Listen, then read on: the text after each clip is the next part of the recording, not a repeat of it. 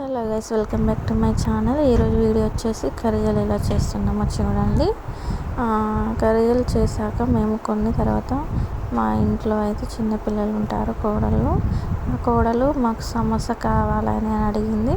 So అందుకోసమని సమోసా చేసే దానితో మేమైతే ఇలా సమోసా చేసే పాత్రతో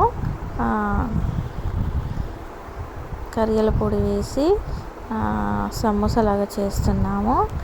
పిల్లలు అడిగినప్పుడు ఏదో ఒకటి చేయాలి కదా, వాళ్ళ ఇష్టం కొద్దీ అని వాళ్ళకి నచ్చిందని సమోసా చేసే దాంట్లో మేమైతే కర్రీల పొడి పోసి ఇలా చేశాను. చూడండి, సేమ్ సమోసాలాగా ఉంటుంది.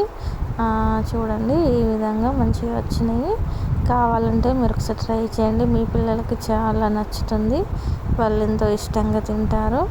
చాలా బాగుంది, సేమ్ సమోసా లాగా ఉంది కానీ సమోసా కాదండి, అది కర్రీలు. ఈ విధంగా మేమైతే చేసాము. ఎంతమంది నచ్చిందో కామెంట్ చేయండి. ఇలాంటి వీడియో కోసం నా ఛానల్ సబ్స్క్రైబ్ చేయండి.